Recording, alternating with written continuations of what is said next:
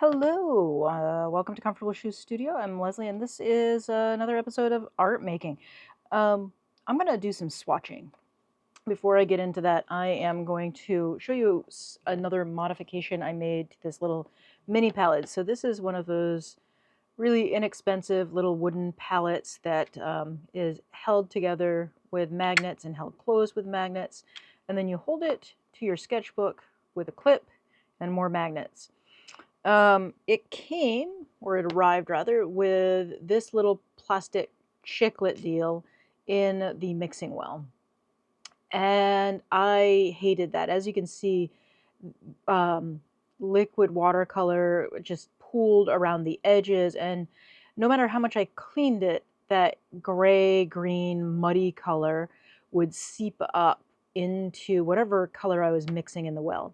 So what I did was I popped this out, which came out pretty easily. It was held in there with like hot glue or something, and peeled out the glue residue, sanded and cleaned that, and then I rounded over these edges, painted that with acrylic, and then did a two-part epoxy, a pourable epoxy in here that sets up in like a few hours. So that actually worked really well, and it pooled in the corners so that now I have a nice mixing well. I don't know if I'm going to swatch this one or not. What I am swatching out today, or my intent, is this. So for Black Friday, I ordered myself a Christmas present, and it arrived yesterday. And it's in this Simply Mints tin. It's a recycled tin that I have modified a little bit. And it is the Beam Paints CMYK set. So I've been on a CMYK adjacent kick lately. So like this has a blue color, a red color, a yellow color, and then sepia for my black. It's a good mixing palette. This is a blue color, magenta color, yellow, and then black. So this is more of a traditional CMYK. And then it came with a free sample of Timberwolf, which is a really nice little blue-gray. It feels a lot like Payne's Gray. Really like this a lot. I don't know if I'm going to swatch that or not. I have done a little bit of swatching of this palette, and I've got a few things going on in terms of like sketchbooks and things I'm using to work in.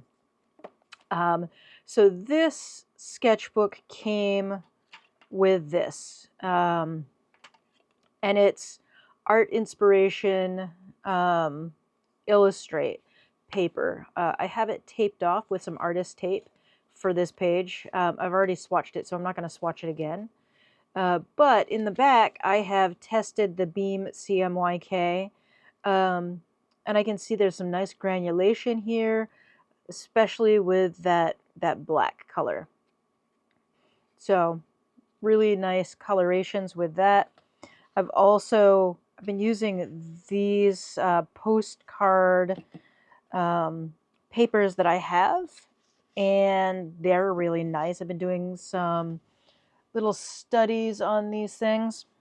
So little black and white studies of folks. These images are from Earth's World. This one is from a photo I shot.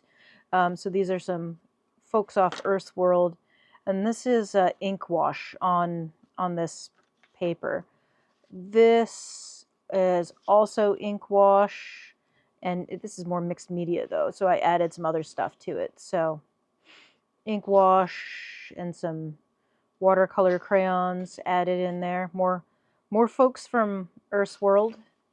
I also did some value studies with my water brushes filled with ink wash. So it's India ink and water. I have a whole video on that. So these are all from images I've shot of various places I've been on my bike or hiking or walking.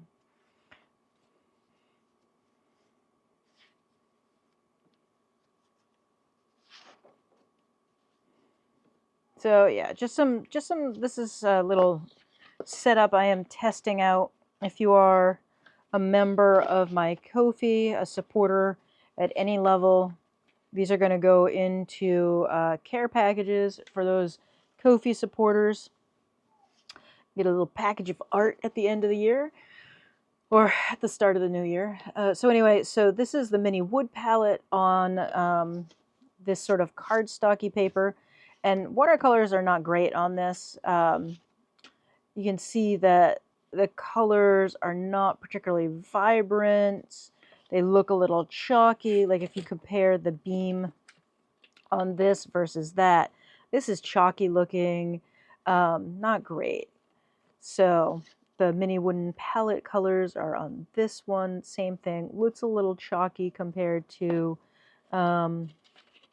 this one. Look at how vibrant this is. It's the color is sitting on top of this paper. Just looks a lot better. And then here I've got some testing and swatching as well.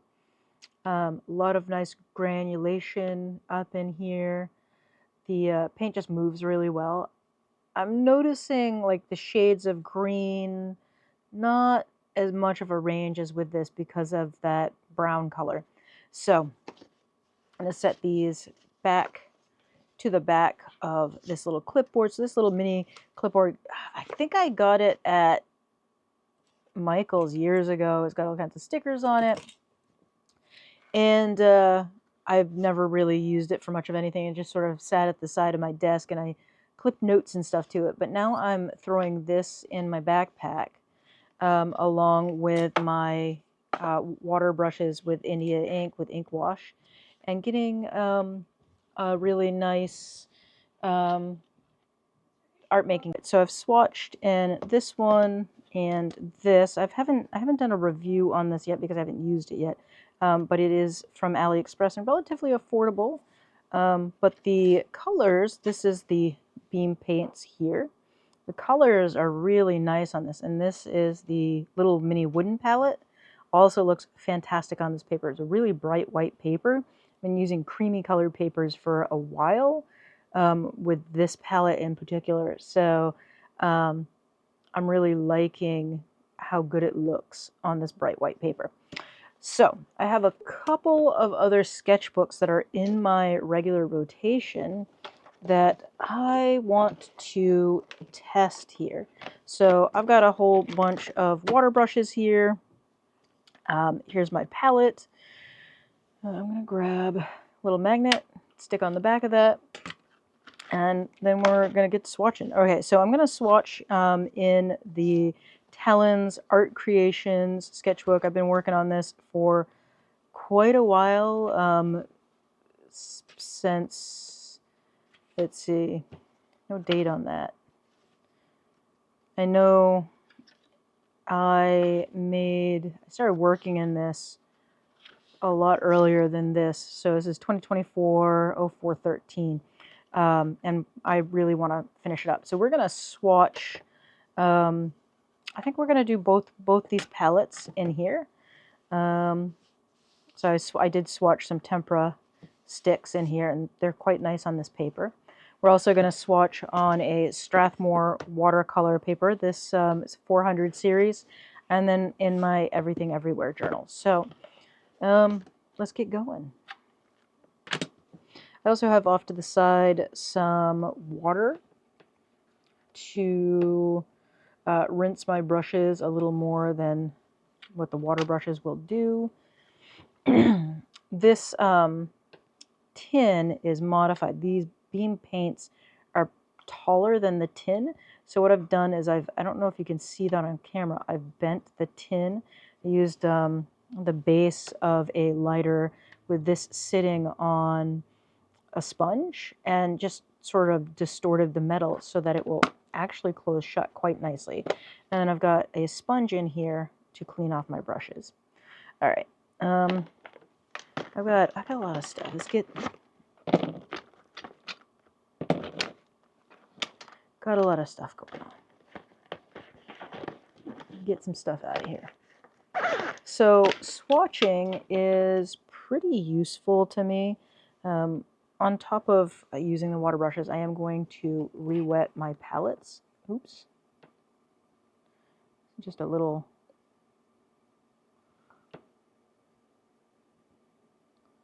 a little water in each of these wells to reactivate that. All right, I'm going to start with this. Make sure it's clean. So one thing I am noticing about the Beam paints already is that they re-wet pretty well.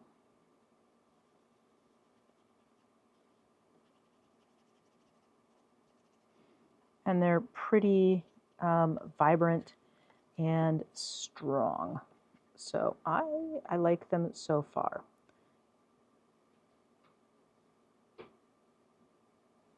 They're a pretty intensely pigmented, in my opinion.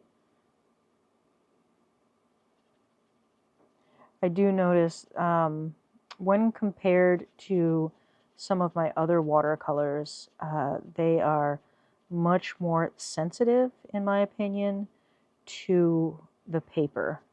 So I expect that that's going to be a problem in like this sketchbook and also my Everything Everywhere sketchbook.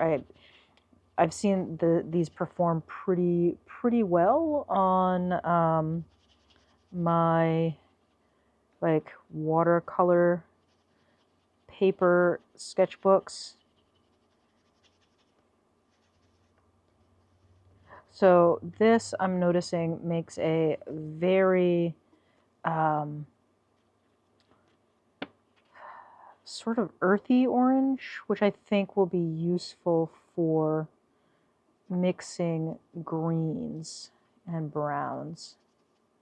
So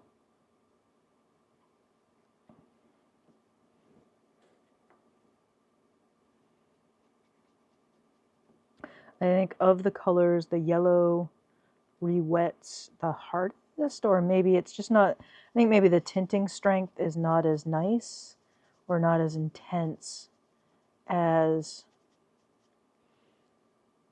the other two colors. Get some of that black on there.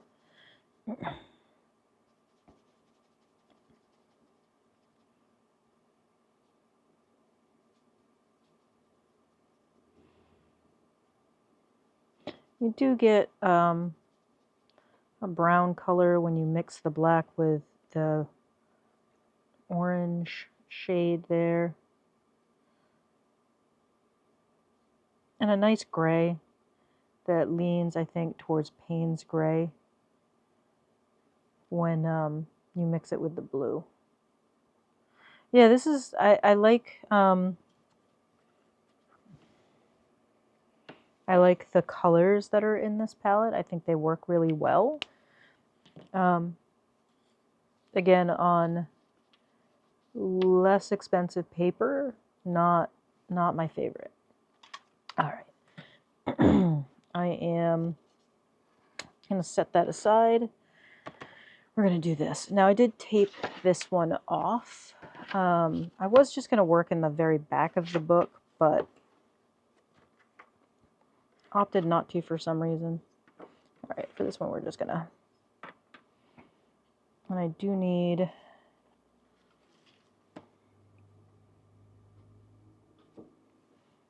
to add a little more water there. Make sure this is clean. So this is a big fat brush. I'm going to go with the blue there. So everyone has their own sort of swatching style. This is just mine. I've switched over to using a sponge while I'm using watercolors over rags. It holds a lot of pigment, and then I can wash it and reuse it. Obviously, I'm not going to use it with like acrylics or something because that's just going to ruin the sponge. But it works really well for this. All right, let's get a blend there.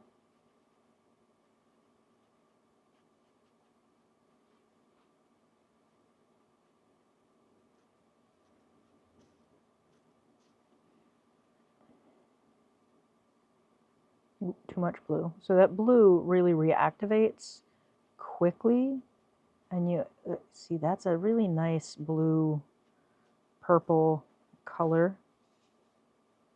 Kind of want to get a range in here.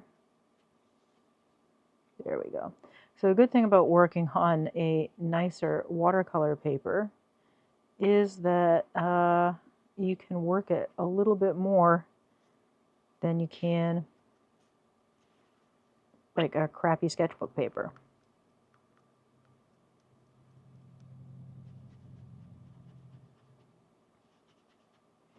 All right, so I got quite a bit of red dumped into that, or magenta, probably a little blue as well.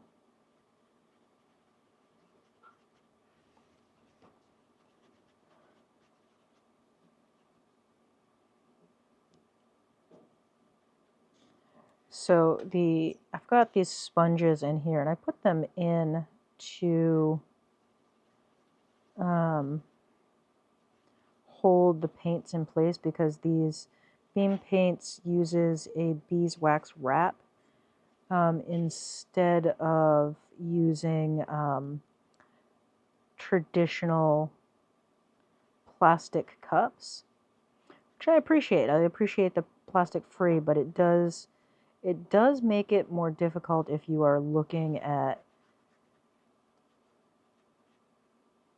like how do you store these things. They do sell some really cute little wooden pallets that they make. All right, let's get all three colors going here in the middle.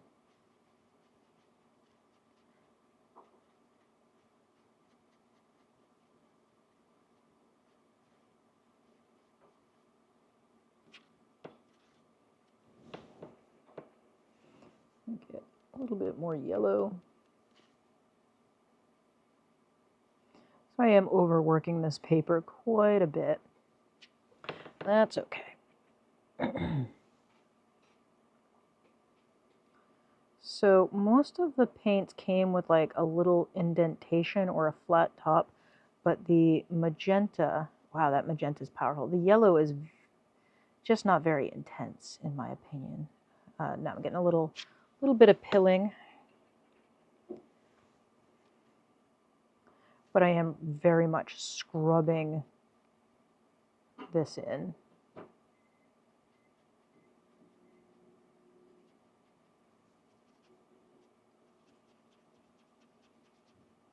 Yeah, the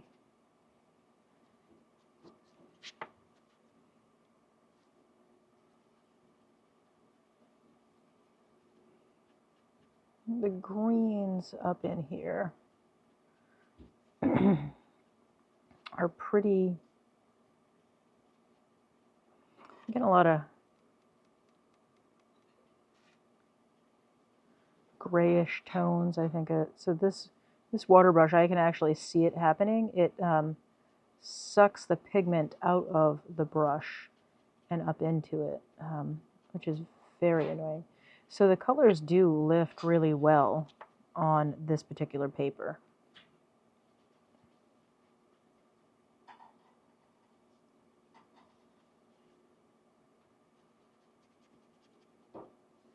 So that is just a massive amount of water.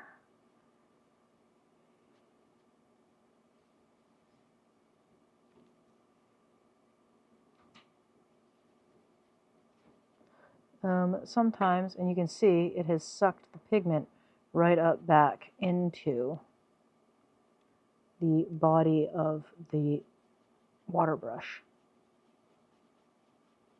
Not good, not good. It's very annoying. All right, get that cleaned out a little bit.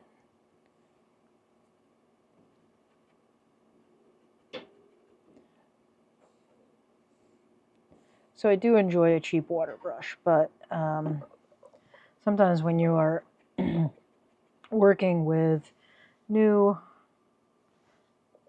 pigments or new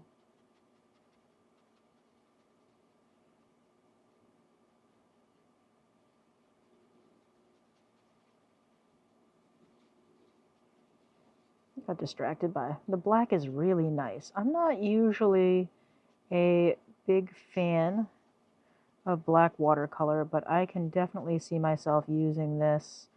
I've been doing those value studies, and I think this black might be super nice in those value studies. So I think I'm gonna be using this more than I thought I would.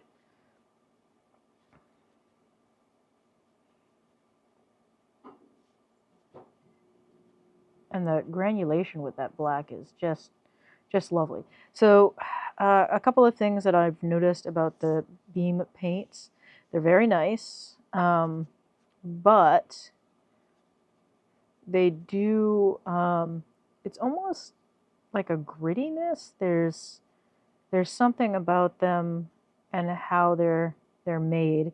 So these, like, their practices are actually really interesting. I believe, I don't know if they use any of the traditional pigments for watercolor, but they do talk about like gathering pigments in a traditional indigenous way. They are an indigenous owned company that's small. Look at that granulation. Some of that is because I really overworked that, but that's going to be really cool. I look forward to using this on this paper. All right, let's set that aside and let it dry. Now we're going to swatch in my Everything Everywhere journal. And I'm not going to do a full page in the Everything Everywhere journal. I am going to work on this page because this has art on the flip side. So I don't want to work on that page.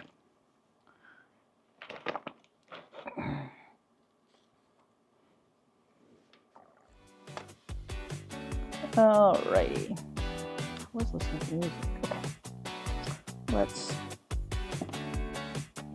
get another. I'm going to use this brush. This is another cheapy brush. I'm going to put some more.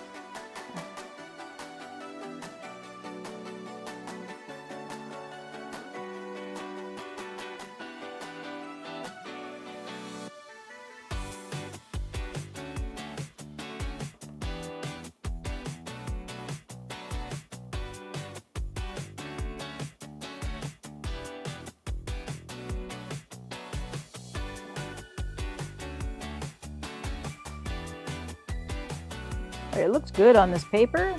This paper is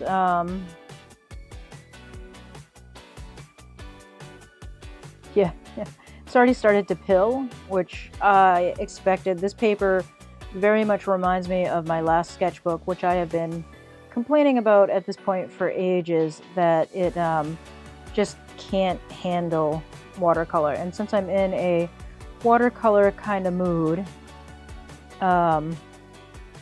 it's kind of hard to use a sketchbook like this and know that it's just not going to function well for you.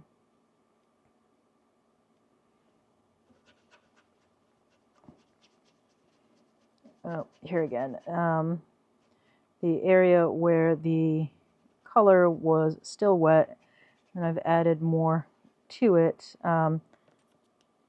has it's starting to pill a little bit.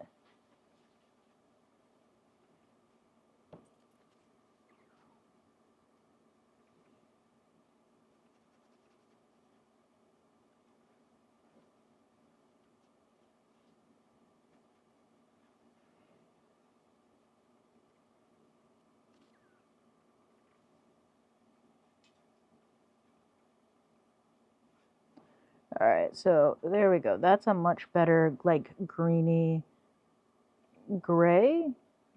It's a little toned down. Very tomatoey. Well, I guess I am going to spread this out over the whole page. Oops. Very tomatoey orange, which is surprising with the magenta to me. Let me get this black on here.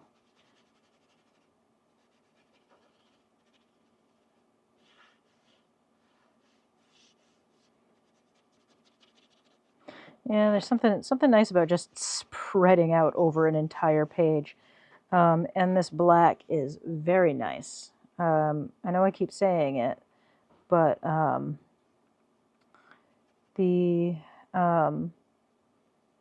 not generally a big fan of black watercolor. I always think it looks kind of dirty, but this is, I don't know, it's very blue, and it's not making the colors muddy. So it's got a bluish tinge instead of being like, I don't know, dirty. It just doesn't have that dirty look that I often associate with black watercolor. And the granulation, you probably can't see that, but man, that is beautiful. Just really, really nice. So I am happy with my Black Friday purchase thus far. So that's really, really nice. I do plan on cleaning the paint out of this lid and spray painting this white. It'll just protect it for a little while longer. I don't know if I like the sponge in there. It stays very, very wet and isn't holding the paints in place as well as I would like. I don't know, I might do something with that. Oh, let's look at the bonus color on this paper. So this is the little sample that they included. It's Timberwolf. It's a really nice, kind of opaque. It feels kind of more like a gouache. It's got that kind of gouache look, in my opinion. But I very much like that. I could see this and the black being like a two-color watercolor palette. You could really get a lot out of that black and then this. It's on that almost like a Payne's gray, but not quite. I think if you add it to the black, it's more in that Payne's gray family of blue gray.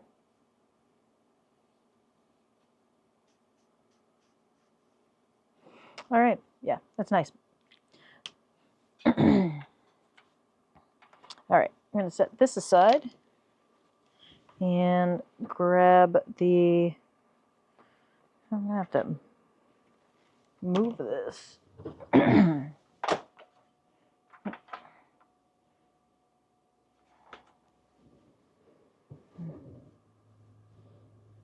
All right, so I'm going to come back here and I'm going to hit this with the heat gun because it's still wet.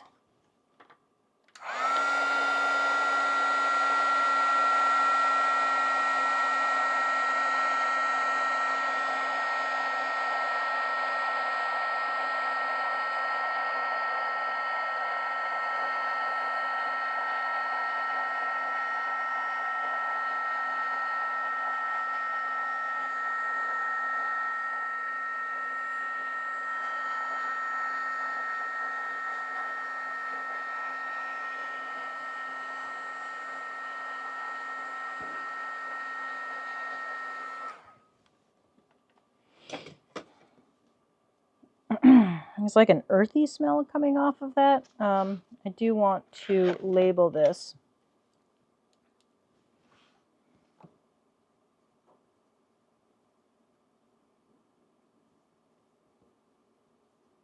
Okay.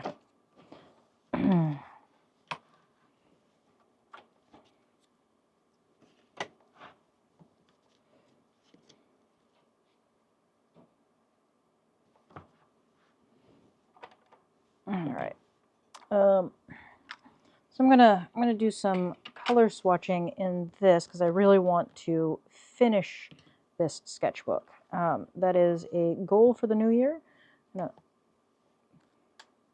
pop this right there, and I think I'm just gonna continue on with this.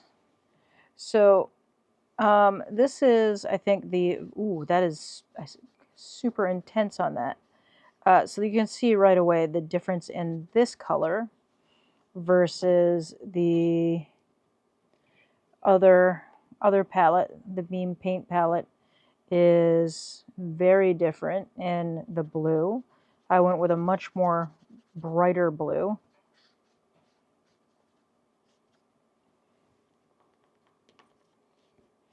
And a much more intense yellow.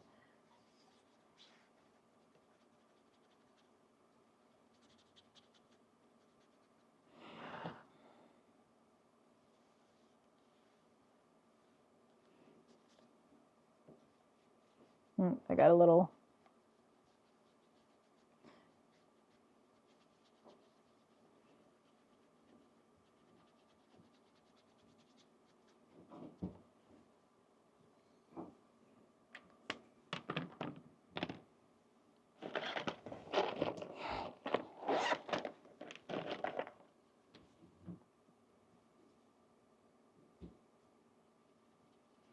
So I think that the blue that I used in this palette might be a little more versatile than the other palette, but I'm also much more accustomed. I've had this palette going for a month or so, and I've used it a lot. I'm almost at the spot where I will need to refill it.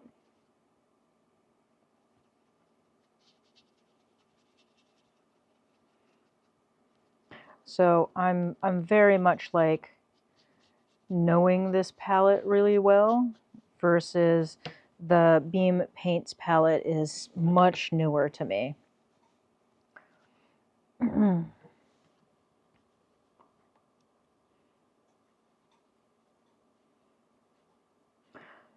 So I've done a lot of color mixing with this palette. It's very versatile. You get a lot of good blends out of it, and that was super intense. Added way too much water to that way too early. So yeah, I like how that looks on this paper. This Talon's Art Creation paper is not great for this amount of water, but I think as we've learned, I really like testing the limits and taking my little sketchbooks to the absolute limit of what they can handle. So yeah, we're gonna see what this can do.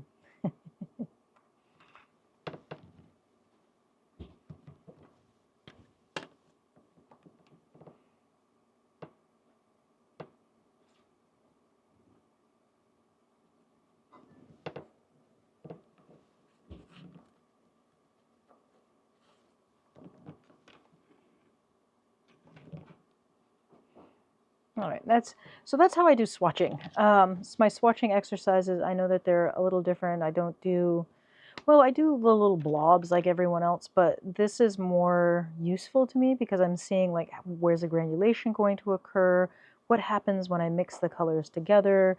Obviously, like I can get some super bright, vibrant colors out of both of these palettes. It's just a matter of how much water you add, the brushes you're using. You can get a lot of good stuff out of them. Anyway, with that, thank you for being here. I really appreciate it. If you really enjoyed what I just did, please head or click the subscribe button and give me a thumbs up, or if you hated it, give me a thumbs down. It's a free country. You can do what you want. If you really enjoy what I did or what I do, please head over to my Ko-fi account and check that out. And you can follow me there, and it costs nothing to follow me on Ko-fi. I do a fair amount of posts on Ko-fi where I talk about art and creativity. Been doing some posts on journaling. I also have posts that are for supporters only. So if you do support my channel through Ko-fi, you get some exclusive content. So with that, I'm going to say thanks, and I'll see you next time. Bye.